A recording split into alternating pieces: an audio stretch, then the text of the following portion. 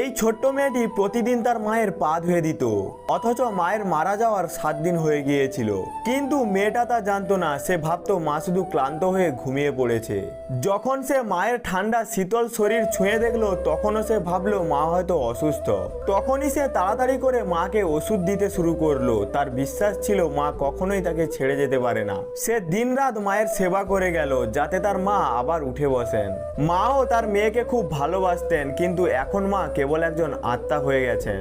যখন তিনি দেখলেন তার ছোট্ট মেয়ে কত যত্ন নিয়ে তার দেখভাল করছে, তখন তিনি কান্নায় ভেঙে পড়লেন।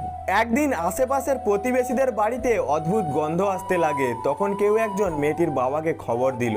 বাবা দৌড়ে বাড়িতে এলেন এবং দেখলেন মেয়ে এখনো মৃত মাকে দুধ খাওয়াচ্ছে।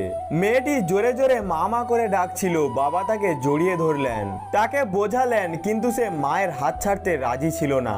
যখন মায়ের মুখ সাদা কাপড়ে ঢাকা দেওয়া হলো, তখন মেয়েটি এমন ভাবে চিৎকার করে উঠল যেন পুরো আকাশ তার উপর ভেঙে পড়েছে।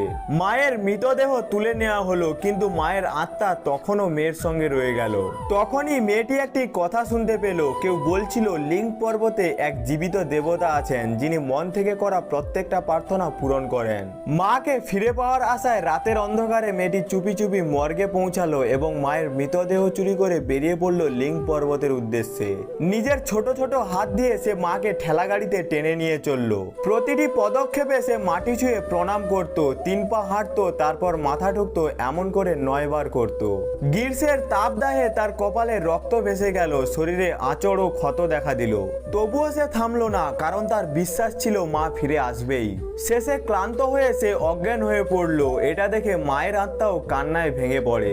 ভিডিওটি ভালো লাগলে মেয়েটির জন্য একটি লাইক দিয়ে পার্ট 2 এর জন্য কমেন্ট করুন।